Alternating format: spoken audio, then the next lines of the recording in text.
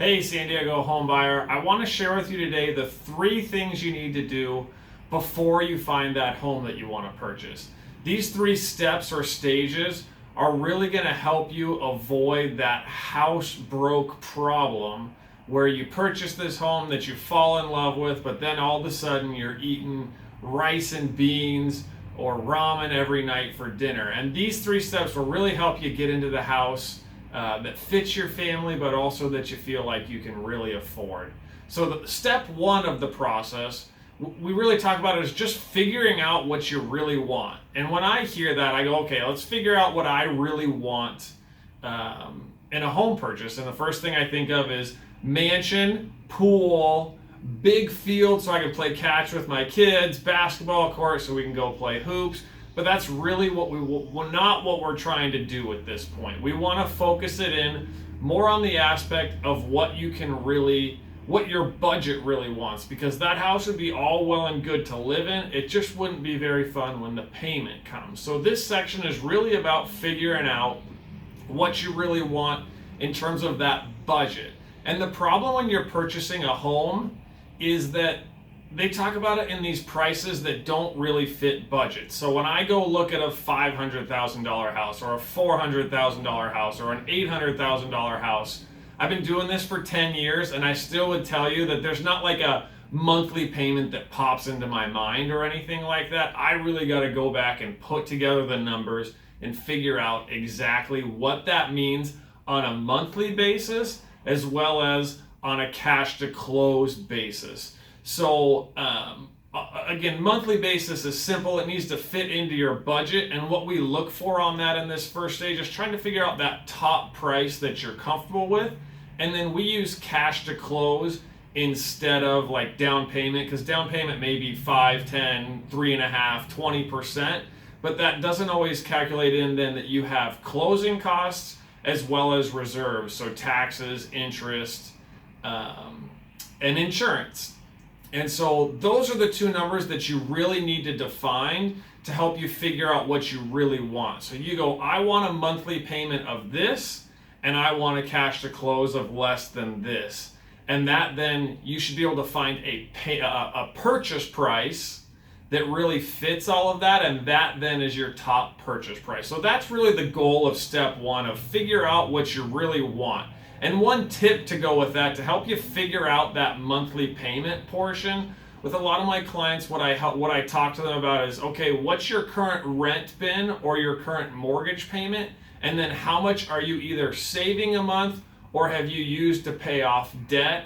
Those 2 numbers added together really shows you what you can afford, because what you've been doing shows that you can do it moving forward. So say your rent's been $3,000 a month, and you've been saving $1,000 a month, well then you could look at a payment of up to $4,000 a month and still feel pretty comfortable. Or say you've been renting at $1,000 a month and been paying off, say, $10,000 in debt at $1,000 a month for the last 10 months, and the debt is now all cleared up. Well, your $1,000 in rent plus the $1,000 you've been putting towards the pay down on the debt would be $2,000 a month. So that'd be the payment you're really looking for. So again, going through stage 1 to me is really one of the most important things you can do. What do you really want, and what do you really want from that affordability side?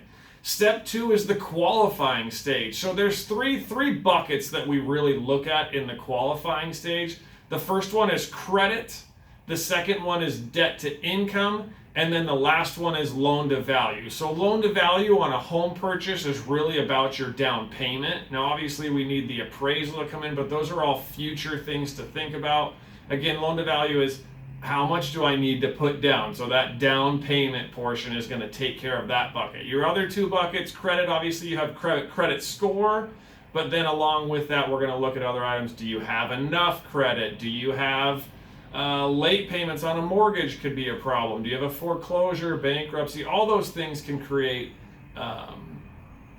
just qualifying things that we need to look at and make sure that we're accounting for. So my real tip here on the qualifying stage is you should be putting your documentation and your situation in front of a lender, someone that you really trust, as early as possible, so that you can do whatever needs to be done to get you qualified. So I have actually never declined someone or never used the word decline with them. If they've defined option one saying, or stage one saying, hey, this is what we really want to do, and then we went to this second stage and said, okay, here's what you qualify for, which is not as much as what you want to do.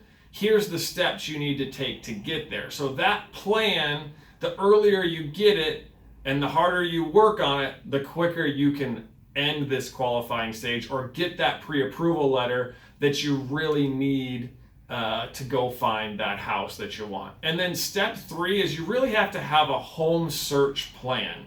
And this really comes down to 3 key areas. And the first one is an area. You got to have like a geographic area that you're looking in, some neighborhoods that you really like.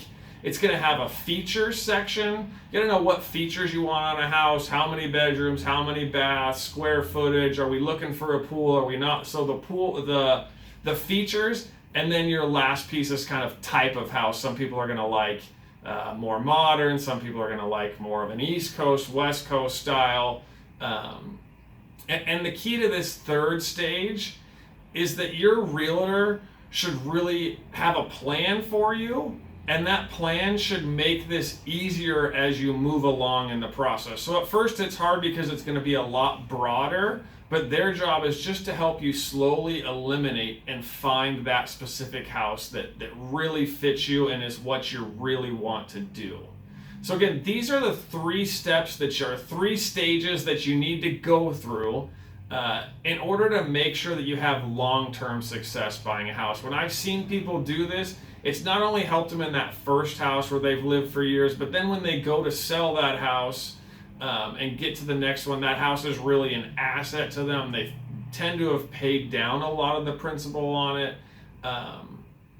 So again, going through these 3 steps is going to give you a much greater chance at long-term success. So from here, we have a second video that I'd love for you to look at. It really goes into depth on step 1 or stage 1 and figuring out what you really want. We'll give you sort of the basics of how we go about helping people do that. If you're actually already ready to go through that stage, please just make an appointment with us. The first step of what we do, we call it the initial consultation. And it's just 15 to 20 minutes on the phone. I'm going to get a great feel for where you're at, what you're looking to do, and your long-term goals.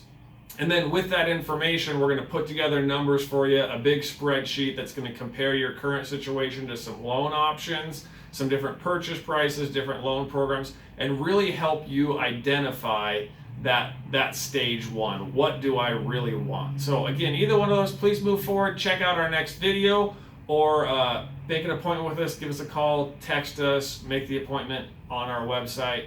I would love to talk to you. Ronnie with the Robison Mortgage Team, and look forward to seeing you in the next video.